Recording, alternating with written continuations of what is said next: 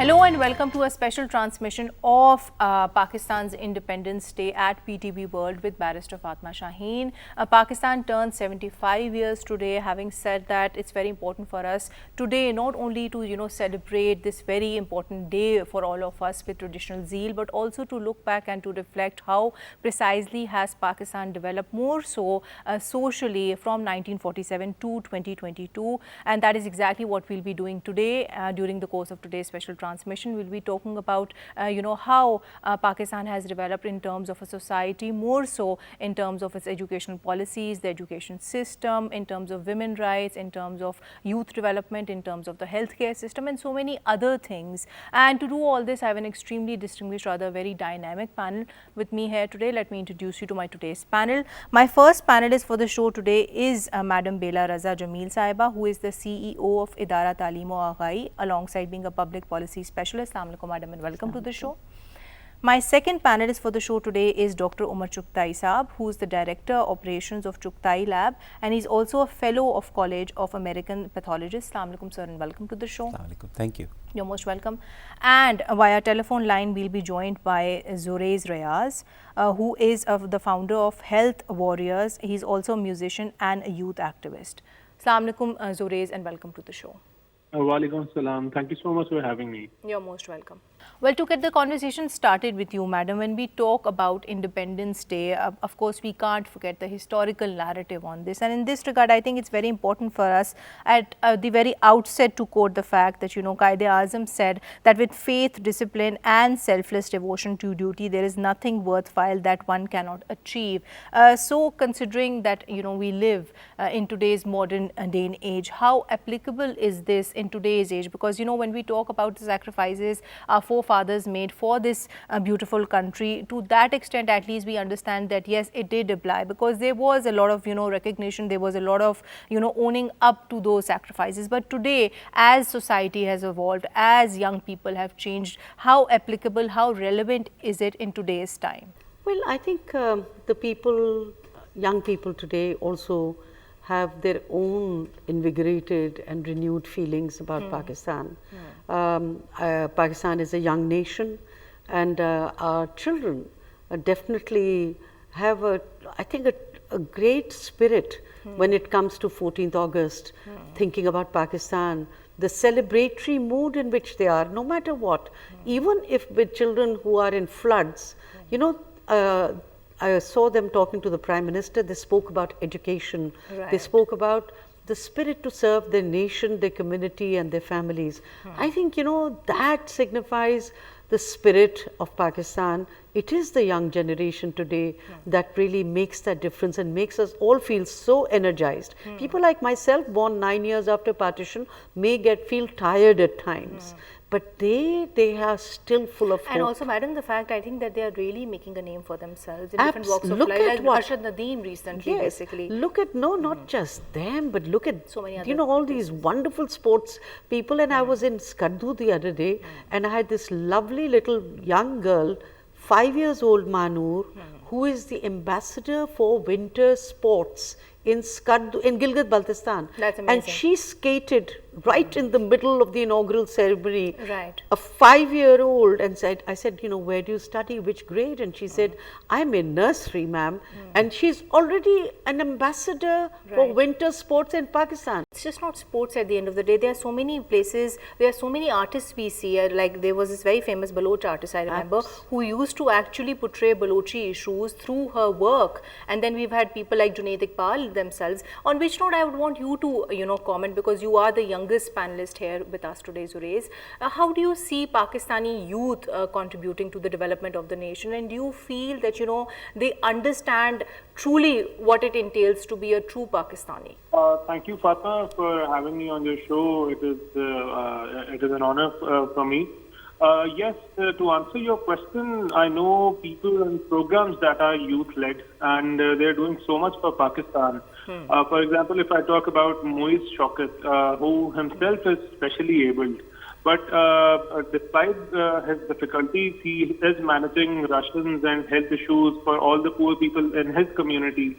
And we've seen Sana Khurshid, who got into an accident, and he's doing so much. And then Khadija Siddiqui, who is a woman of this age, Malala Yousafzai, who is striving for education for girls. And we have youth that is actually doing their best to achieve their missions. We actually need to establish a lot for them so that they can actually help the government in eradicating the main problems of Pakistan. And we can empower them in a way that they can fight for themselves. They can establish themselves with the help of the government. So they do know what exactly that's very rightly put by yourself, and I think the young people today, they're definitely more aware, they're more sensitized, and especially when it comes to giving back to the society, I think of which you yourself are a very prime example. The way you've been running this Corona Recovered Warriors Facebook group, in which you've been connecting so many people, with medical assistance, getting them to the right doctors, to the right clinics, so to speak. So I think these are things that, which we see more in youth now as opposed to past few decades. So in that regard, sir, coming to you, I think because we are talking about the evolution of the Pakistani society since Pakistan's inception, as a doctor in accomplishing your own right, how do you see the healthcare system evolving over a period of time? The healthcare system continues to evolve and to try and meet the challenges that are faced by our population. In some cases, it has been a tremendous success. If you look at the way we fought the COVID outbreak, right? To go back to what you said about what the Qaid said, with the unity, strength and fortitude, we can accomplish anything. Right. So when we worked together with a specific task in mind, when we were all on one page that we wanted to accomplish something, we dealt with it very well, much better than in many of our neighboring countries and many countries around the world. Similarly, I think the expanded program for immunization to make sure that children are immunized against childhood illnesses, by and large has been a success. Unfortunately, we have not had complete success with polio, but that is a battle that we continue to fight. Right. So there are definitely some examples of great success. Unfortunately, there are also some challenges because with an ever-growing population, the challenges continue to mount. Hepatitis B and C, and then chronic kidney disease and chronic heart disease. These are real challenges. Of course. And then health is not just when you get ill. Health is also all the things you can do to prevent illness. By yourself. And I think, sir, the post-COVID now, I think the stress is also on mental health, which was never there before. I think the way we look at health now, given the influx of information we have, given, of course, thanks to social media, I think that in itself is very wide.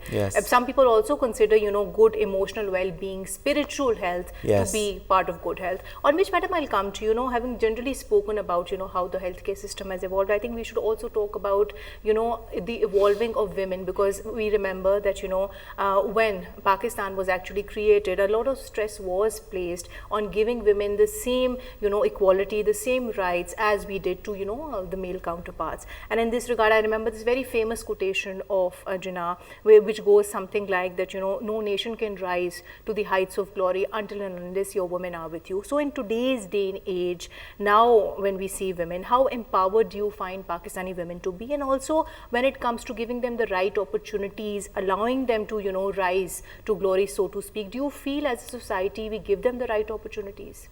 I think for women it has always been a struggle, and yes, they have risen to great heights in Pakistan. If you look at the women scientists of Pakistan, they are just bringing some wonderful glory to this country, working in cutting edge sciences, whether it is Sayyidat Tasneem Zahra, whether it is this wonderful young person, Lala Rukh Shams, who's doing science fuse, trying to popularize STEM when it comes to girls' education in particular. But for women, it has been a struggle, and yet women, when you look at the likes of Jahanara, who's now running the Catalyst Labs in ICT, digital technologies, etc., we are seeing women just coming in civil service, in you name it. But for them, it has still remains a big struggle, and they do it. So that's why when you look at the higher secondary school examinations, women far outnumber the boys. And recently we've also seen this woman from the minorities, from the Hindu minorities, make it to the police forces. She was appointed as a senior cop. Absolutely, and any, so whether it's irrespective of religion, of socioeconomic status, they are able to rise and do wonders, provided there is an enabling environment. Right, madam. But I think you've raised a very valid point that when we talk about, giving women that enabling environment, what all must that environment ideally entail? Because women need a protection. They need a possibility where they can ensure that they can express themselves and grow. That's why we are insisting that life skills are so essential. Sometimes life skills are passed on by within a family very positively. Take the case of Asubai in Tharparkar and Umarkot. Yes. She has set up this amazing, a disabled minority young girl once, whose father said, go for it, set up a girls' school. There is no girls' school here. I will help you with this much. Now, so many people have helped her. Now she runs a full-fledged girls' schools going right up to metric. And a disabled person from the minority community in a very impoverished district of this country, doing what no one can. Why, my goodness, these women are champions. But today, people like her, Malala has called her all the way to the UN General Assembly. She was there, I met her there as well. But just to feel so empowered in themselves, that what they are doing is right. There are people in the family supporting them. There are other people who are supporting them. They are being recognized by the world. I think that's the kind of empowerment and enabling that comes. But especially, I will come to this whole issue of life skills, where there is a sense of self-awareness, identity, being able to know that you have the capability to move forward, to do something beyond yourself. I think this sense of the collective and oneself is so important. We do not give importance in schools, etc., but all our programs and others, we are seeing this. Education, I think the biggest, misconception that we have, it is education within, four corners of a classroom. Whereas when we talk about education, we understand the fact that, it's also non-formal education. It's also about, what you learn from the outside environment, more so media. Media in this regard, I think, has a very important role to play. And I think media has come a long way over a period of time. So, as somebody who has a very deep insight into social issues, and of course, being a healthcare professional yourself, what do you feel are the most pressing social issues that we are faced with as a society today, be it in terms of, coming out of the pandemic, by the way, the pandemic still continues, or for that matter, poverty, education, women issues. So what do you feel is most pressing, and how can we, overcome the same? I think it would be very hard to create a list of priorities, but I think one thing that is not often talked about is mental health. We as a nation are always under stress. Every Pakistani person, male or female, is facing some sort of stress that is greater than our peers elsewhere in the world, whether that's inflation, whether that's traffic, whether that's domestic issues, whether that's domestic abuse. So that is something that we must address. I feel the media is you're absolutely right, education cannot be confined to the four corners of a classroom. Once you have so many millions of children outside of school, you have to engage media to spread the message of what Madam Bela is calling life skills, to how to cope with stressful situations, how to prevent stressful situations. And this is something, sir, that we saw during the COVID-19 pandemic as well, because I think with media again, then it's a double-edged sword, on which I'll come to you, Zuraiz. I think we must talk about both the pros and the cons, especially of young people using media, more specifically social media, because this is something, which crops up again and again. Whereas, of course, we can't deny the fact that, all the advancements in technology and media, social media, so to speak, have actually empowered young people. But at the same time, we can't ignore the fact that, it has has a dark side to it too. We have seen, irresponsible use of social media by young persons like yourself. So how do you feel as a young person in Pakistan? Can you people, actually draw a balance between using media for constructive purposes, but at the same time doing it in a way, which doesn't hurt the privacy or the rights of other persons? Yeah, Fatma, see, if we talk about the pros and cons of the social media, specifically in context of Pakistan, I have a strong belief that the change starts within you.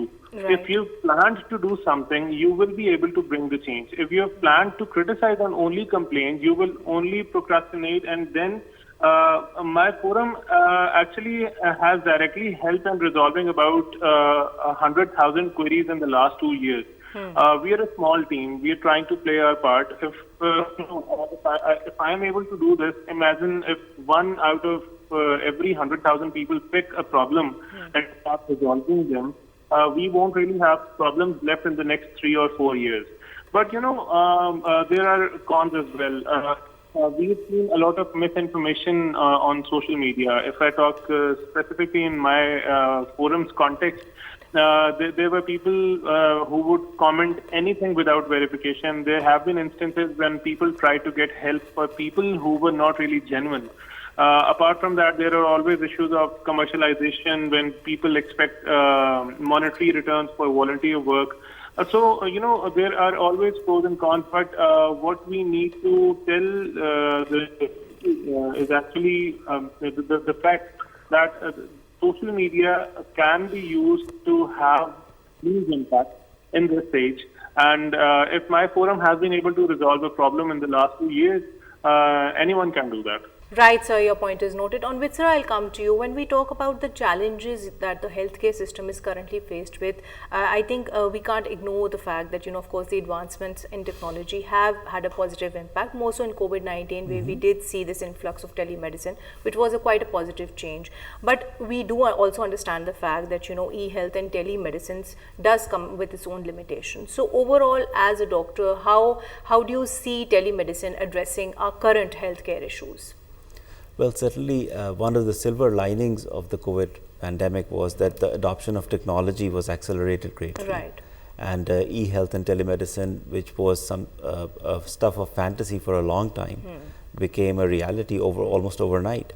And big universities like King Edward and University of Health Sciences, and then many private portals started offering e-health services to patients. Right. And it's proven to be a very good supplement to the overall healthcare infrastructure, and I think moving forward, I think it will help us in bridging the gap, sometimes in geography, sometimes in access for patients who can't always travel to the big cities for specialist care. That's so rightly put by yourself, especially the far-flung areas, Yes. sir, because I think those are the areas which are very ignored, because if you don't have a hospital nearby in a village, I think telemedicine would be such an easy option. It actually helps you improve your access to health. Absolutely. I think we always talk about the challenges that we face, but one of the opportunities or one of the strengths that we have is that there is widespread smartphone adoption, and we must leverage that technology and use that to deliver not just telemedicine or e-health care, but also education, Right. and awareness about essential life skills and health social issues, so to social speak. issues. I think, madam, you would have something to say on that, because of course when we do look at this, Pakistan's journey, because it is Pakistan's 75th birthday today, I think when we talk about the education, when we talk about education policy, education system as it has been evolving, I think a very positive change that we do see now is that switch to digital education, which is something which we saw during the COVID-19 pandemic as well. But overall, if you were to weigh the pros and cons, how do you evaluate this? Today we were talking to the Secretary Education Punjab exactly on this, that please look at this big opportunity. We are not at a point where in a household every member has a smartphone, but we are at a point where we clocking almost 70% of households with smartphones, 90% plus with cell phones, and in fact all our social safety nets such as BISP, SRs, etc. are all actually happening on the mobile phones. So is Nadra. But recently the switch also of hybrid learning Right. through SMSs, through WhatsApp messages, through all of this has a huge promise. We cannot undermine it and we can't hold it back. Right. We must recognize, yes, we live in a world of digital inequity in Pakistan. There is a huge divide between Right. haves and have-nots, those who have access to internet, etc., etc. But we need to move forward progressively in the spirit of Pakistan that this is happening. And you had earlier spoken about digital safety. Right. You know, just this year we will be reaching out 100,000 youngsters, essentially high school students, teachers across the whole country, and youth community activists for digital safety, so that they can become responsible citizens. Right. But I do want to say, Fatma, one thing, Right. that in the spirit of the 75 years of Pakistan, I think it's time that we left the misogynistic trends, Right. enabled people to be happy. So if young girls, adolescent girls, young youth are happy and smiling, I think Yes. things have changed. Have changed. I think young people now, I think there is this element of self-love in them, which we didn't see before. Yes, and to say, yes, and I am- women, I- I feel, yes. I think you would be in a better position, of course, because, you know, considering No, that you're I the most just senior on watch the them. panel today, you would be in the best position to comment on that. Even the woman of today, she's so empowered if you see No, I her. mean, I saw going to Kasur the other day, this young mother, she had transformed her, her scooter and made 3 chairs at the very innovative, because she had 3 children and she must have been picking them up from school and going. And then people in Kasur said, ma'am, you don't know how many young women now are on scooters, as I saw them in Bhavalpur, as I see them in other parts of the country. Makes you feel happy. Right. And I think the society needs to now create a whole code of conduct about accepting people in these new. Right, madam, your point is noted, on which I'll come to you, Zuraiz. I think we must also talk about the very pivotal role of media, be it electronic media, print media or social media in this regard, especially when it comes to, you know, projecting the masses issues, the masses problem. The right way, and of course, by that yardstick, also putting forward solutions to the same. So in this regard, you know, as a young person in Pakistan, do you feel that the Pakistani media does give adequate screen space to young people's issues? When the world dived into the problem of COVID, I had proposed an idea that we cited 2 available resources. So we knew that the digital spectrum was enough to handle most of the issues. I resorted to Facebook and WhatsApp to help the people. So when I did that, I actually saw from all the celebrities of Pakistan and all the media channels who actually helped me in pushing the message that we need to come together. We need to help those who are really COVID. And I saw a massive support from the elder generation towards the young generation, and I was really happy to see that Sabah Hamid, Bushra Ansari, and people like Fawad Khan and Ali Zafar really supported this initiative. And media came in, international media came in, New York Times, Reuters, and all of the journalists were eager to see how is this forum helping the people of Pakistan. Right. So, you know, when a youth tries to do something, there are definitely people who try to highlight your progress, your initiatives. And I've seen that, and I'm really happy, and I see a lot of potential in the coming years as well. You know, media can play a huge role in building a narrative and in pushing the right message to the right people. Right, Zuraiz, your point is noted, on which I'll come to you, madam. I think we must also talk about this with regards to women and their projection in the Pakistani media. So, whereas of course we see that, you know, women are getting more projection, more so on, you know, the TV talk shows, and of course, you know, more so in being reporters themselves too. But do you feel that, you know, the light in which they are portrayed, that is, you know, a true account of what the true Pakistani empowered woman is today? Generally speaking, I would say that this is a huge shift and a positive one to see more and more women coming in media, whether they are anchor persons like yourself, whether they are coming in roles of producers, Right. whether they are in serials, etc. But the question is, how are we projecting them? The question is, the issue is that they need to have the independence, and we need to have more diversified roles of women in the media, which we don't always see, especially in our serials. Serials definitely have a huge influencing power, not just in Pakistan but all over the world, because they are known and they are very well liked everywhere, not just in South Asia but beyond. So the question is, what kind of roles are we projecting? We have a huge opportunity that we cannot miss.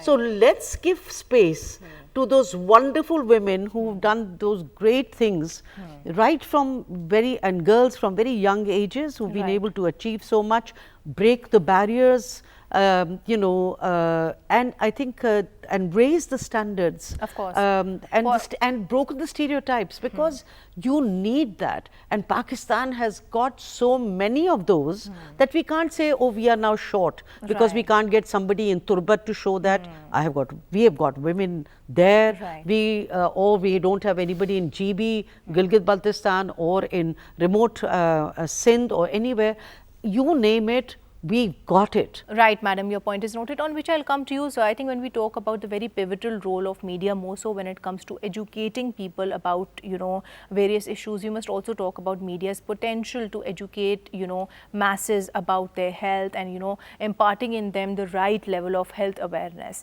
So in this regard, as, a healthcare professional yourself, how precisely do you feel can media do the same? So important to get the word out on just some very basic things that can be done to ease the burden on the healthcare infrastructure. For example, just basic dietary advice, just basic interventions like thalassemia prevention, basic interventions like how to make sure that your children are eating properly cooked food so that they don't get infestation with worms. These are small things, but these are huge healthcare problems because they are not addressed at the time of prevention. So these and many other things, women's health issues particularly are sometimes talked about as a taboo. But over the last many years we have worked very hard to increase awareness about breast cancer. I was about to say that because now, every year we see so many dedicated talk shows being held on the same topic, and that too, of course, in a very, positive way, that, projecting survivors so as we've come a long way, right? Because 10 years ago, it was very hard to talk about it on TV. And now, in the month of October, there is talk show after talk show about it. But talk shows are not a great starting point, but that's not enough. Now you have to translate all of that into real awareness, into real action by women. So Zurays, coming to you, I think we must also talk about, the role of young people as it has, evolved over a period of time, since we are talking about the positive social developments in this regard. So, whereas of course we acknowledge the fact that, young people in Pakistan have done their due bit when it comes to giving back to the society, at an international level, what role do you feel can they play, especially when it comes to, conflict resolution? So if it's about us, the youth is actually helping each other in terms of peace resolution. Youth has been coming out in the protests for the rights of oppressed people across the border, especially in Kashmir. If we have seen people coming out for Noor Muqaddam and Khadija Siddiqui, we saw massive protests in favor of Sri Lankan guy who was ruthlessly killed in Sialkot. We've been raising our voices to register ourselves with the local and the international media and our governments. Young people are empowering each other because we understand how difficult it is for us to come and fight for our rights. We are trying to establish ourselves on our own. And this needs to be the attitude because, globally, digitization of everything has helped them in all domains of their lives. We, on the other hand, are still stuck on paperwork and old methodologies which are actually hampering us to grow. And, our online payment systems are flawed. We need overhauling in all these systems. And our system needs people from the youth who are flooded with digital ideas so that they can actually help this country in progressing. So, the youth needs to identify themselves. They're actually lost. They need to understand what is their strength. They need to pick up one thing that is of their interest and just focus on that so that the problems around it and the resolutions around it can be ensured. We don't have to dive into everything, and it shouldn't be our concern. We should be focused more towards ourselves, and when we correct ourselves, we will manage the problems around us.